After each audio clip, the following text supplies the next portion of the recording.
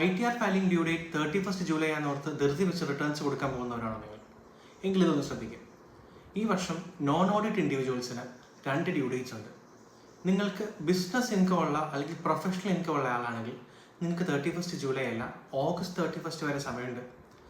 Assessment year 26-27 മുതൽ, അതായത് financial year 25-26 മുതൽ നിങ്ങൾക്ക് ബിസിനസ് ഇൻകമോ പ്രൊഫഷണൽ ഇൻകമോ ഉള്ള ആളാണെങ്കിൽ നിങ്ങൾക്ക് ITR കൊടുക്കാനുള്ള ഡ്യൂ ഡേറ്റ് 31 ഓഗസ്റ്റ് ആണ്, 31 ജൂലൈ അല്ല. So ITR 1 or 2 business income അല്ലാതെ ബാക്കി ഏത് ഇൻകത്തിൽ റിട്ടേൺ കൊടുക്കുന്ന ആൾക്കാരും ജൂലൈ 31 തന്നെ റിട്ടേൺസ് കൊടുക്കണം.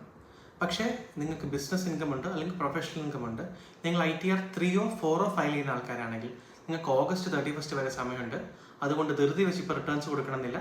ഓഗസ്റ്റ് 31 വരെ നിങ്ങൾക്ക് എല്ലാ കാര്യങ്ങളും ചെക്ക് ചെയ്തിട്ട് കൊടുക്കാനുള്ളൊരു സമയമുണ്ട്. ഇത് നോൺ ഓഡിറ്റ് ഇൻഡിവിജ്വൽസിൻ്റെ കാര്യമാണ് ഞാൻ പറയുന്നത്. ഓഡിറ്റ് ഉള്ള ആൾക്കാർക്ക് ഡ്യൂ ഡേറ്റ്സ് വേറെയാണ്. ഇനി ഇങ്ങനത്തെ ടാക്സ് റിലേറ്റഡ് അപ്ഡേറ്റ്സ് കിട്ടാൻ വേണ്ടി do follow my channel. Thank you.